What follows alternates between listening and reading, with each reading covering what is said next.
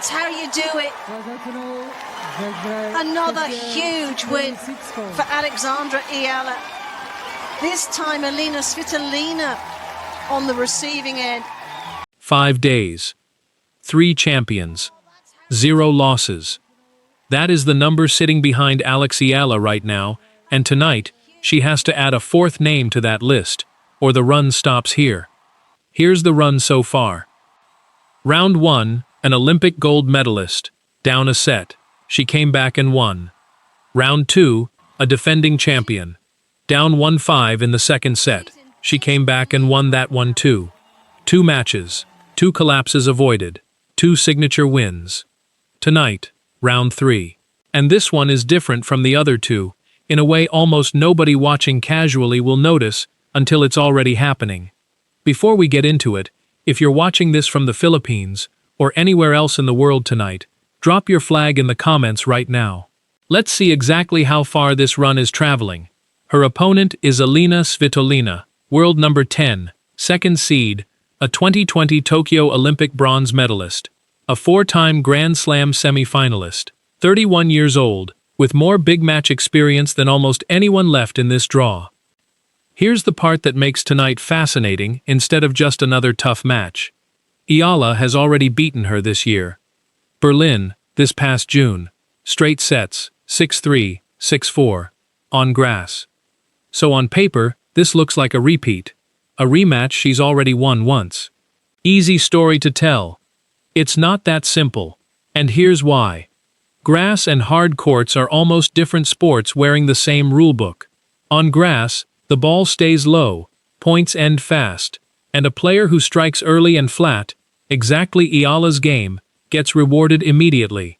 Svitolina never fully solved that puzzle in Berlin. Hard courts don't offer that same shortcut. The bounce is higher, more predictable. Rallies stretch longer. And a longer rally is exactly where a player like Svitolina, one of the best defenders and problem solvers in the entire sport, starts to become dangerous. She has spent years building a career on making younger, more aggressive players hit one more ball than they want to. So when people call tonight a rematch, they're not wrong. But they're also not telling you the whole truth. This is the same 2 players, walking onto a completely different battlefield. Svitolina knows it too. Speaking right after her win over Polina Kudermetova to set up tonight's match, she didn't hide from it. Her exact words, "It's a new surface, new country, new city, so it's a new challenge." She said she wanted to draw confidence from that win and carry it forward. That's not a champion pretending Berlin didn't happen. That's a champion openly admitting she needs a different version of herself tonight. There's a deeper story on her side of the net too, one that makes tonight matter just as much for her. Back in May, Svitolina won a big title in Rome, one of the best results of her entire season. Since then, her form had gone quiet. Tonight is actually her first shot at a semi-final since that Rome win. For her, this isn't just about avenging a loss to a younger player. It's about proving that Rome wasn't a peak she's already passed. Here's what makes this match a genuine crossroads, instead of just another preview. Alex Eala has never won a WTA Tour-level singles title. Not one. Read that again, because it doesn't match everything else you just heard. This is a player who has beaten a defending Wimbledon champion, beaten an Olympic gold medalist, beaten a defending WTA champion, beaten a top 10 player already this season, and her trophy case, at the very top level of the sport, is still empty. That's the tension sitting underneath tonight's match. Her resume already reads like a champion's. Her results still don't. Washington is the clearest chance she's had yet to close that gap. Win tonight, and she reaches her second WTA 500 semifinal of the season. Win 2 more, and she has her first tour-level title. In the same summer, she became the first Filipino ever seeded at Wimbledon. Quick question while we're here. Do you think tonight is the night that gap finally starts closing? Type Laban in the comments if you're backing her to get through this one. There's a bigger story behind these last 2 comebacks too, and it's worth understanding before tonight. 16 months ago, Alex Eala was ranked 140th in the world. She had never reached the second week of a Grand Slam. Then came Miami, A wild card run that took her all the way to a WTA 1000 semifinal, and suddenly the tennis world knew her name. But here's the part almost nobody talks about. A few months after that breakthrough, her ranking actually fell, from the high 20s down into the mid-40s, even while she was still producing good results. Not because she was playing worse, because those Miami points expired after a year, the way ranking points always do, and she hadn't yet repeated a result that big. A tennis ranking is a rolling one-year total, which means every single result eventually vanishes off the back end of the calendar. She had to essentially recreate her best week just to stand still, and for a while, she couldn't. That kind of pressure breaks a lot of young players. It makes them rush. It makes them chase a big result instead of trusting the process that got them there in the first place. Eala didn't rush. She went back to work. Birmingham, Berlin, Wimbledon, now Washington. Slowly rebuilding the same climb, one tournament at a time, until beating elite players stopped looking like an upset and started looking like a pattern. That difference matters more than people realize. An upset is something that happens to the favorite. A pattern is something the winner builds on purpose. Look at how she actually won her last two matches, because the details tell you more than the scorelines. Against Zheng Qinwen, the Olympic champion, Eala was outserved badly. Zheng hit far more aces. Eala still found a way to control the parts of the match that mattered most, and closed it out. Against Leylah Fernandez, the numbers were even more lopsided. Fernandez actually hit more winners in that match. Eala won anyway. She defended when she had to defend. She made Fernandez play one more uncomfortable ball, over and over, until the pressure finally cracked something. That's not the game of a player relying purely on talent. That's the game of a player who has learned how to win ugly.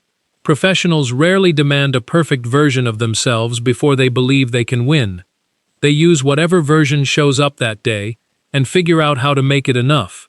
And professionals who can win ugly are the ones who build long careers, not just good weeks. Speaking after that Fernandez win, Eala herself said something that captures exactly this mindset.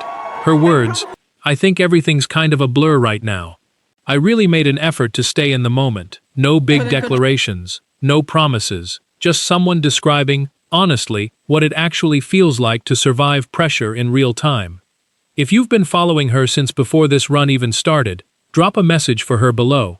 A lot of these players and their teams do end up seeing this kind of support, and tonight's exactly the kind of night that message could matter. Now here's the honest case for Svitolina tonight, because this isn't a match where the outcome is obvious. She is not some faded name coasting on an old ranking. She's a genuine top 10 player, a two-time Olympic medalist across her career, someone who has already been to the Final Four of multiple Grand Slams. She has seen every kind of pressure this sport can produce, and she does not rattle easily. Against Kudermetova, she saved a set point in a 9-shot rally under real pressure, then dug out of a breakpoint crisis in the second set to close the match. That's not a player who fears adversity. That's a player who's used to solving it. If Svitolina is going to win tonight, she needs to do the one thing she couldn't manage in Berlin.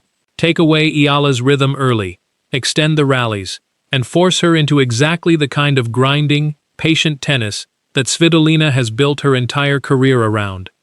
If Eala is going to win, she needs to do what she's done in every big match this month. Play her own game without flinching, and trust that composure under pressure, the thing she's proven twice already this week, travels with her onto any surface.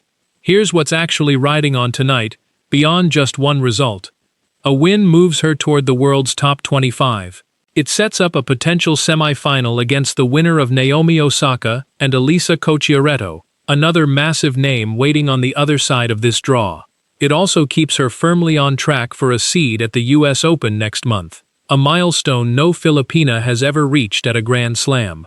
Every round added here in Washington is a round of cushion toward that number. And it keeps alive something rare in modern tennis, an entirely new country discovering this sport through one player, in real time, match by match.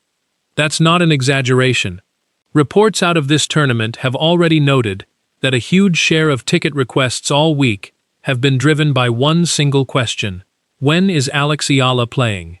Filipino flags have filled these stands every single round, not because of a viral moment, because an entire nation is watching itself compete at this level of tennis for the very first time in its history. There's one more name worth remembering tonight, even though he's not in Washington. Rafael Nadal, the man who runs the academy where Eala trained since she was 13 years old, has publicly reacted to her biggest wins before, telling her directly to keep dreaming after Miami. He's watched a student from his own academy become one of the most talked-about young players in the sport. Whatever happens tonight adds another line to a story he's been quietly tracking since she first arrived in Mallorca. So here's where we actually stand. 3 matches into this Washington run, 0 losses, 2 soul-testing comebacks already banked, 1 certified top 10 opponent standing between her and a semifinal, on a surface that offers her no shortcuts. This isn't a test of whether Eala belongs at this level anymore. That question has already been answered, repeatedly, this year. This is a test of whether she can turn belonging into an actual trophy. That's a different, harder question, and tonight is one of the clearest chances she'll get to answer it this season. Win or lose tonight, remember exactly what got her here. A grandfather with a basket of tennis balls, showing up every single day on a court in Pasig, with no proof it would ever lead anywhere. A 13-year-old who left home for an academy in Spain, with no blueprint, and no one who'd done it before her. A 19-year-old ranked 140th, who is now, 5 days into this tournament, 1 match away from a semi-final against a former Olympic medalist, having already erased 2 collapses that would have finished most players at this level. Drop your prediction in the comments right now, before this match even starts. Because after tonight, we'll know whether this incredible week was building towards something even bigger, or whether the toughest test of them all was still waiting until now. If you want to see how this plays out, subscribe, because we'll have the full result the moment it's confirmed.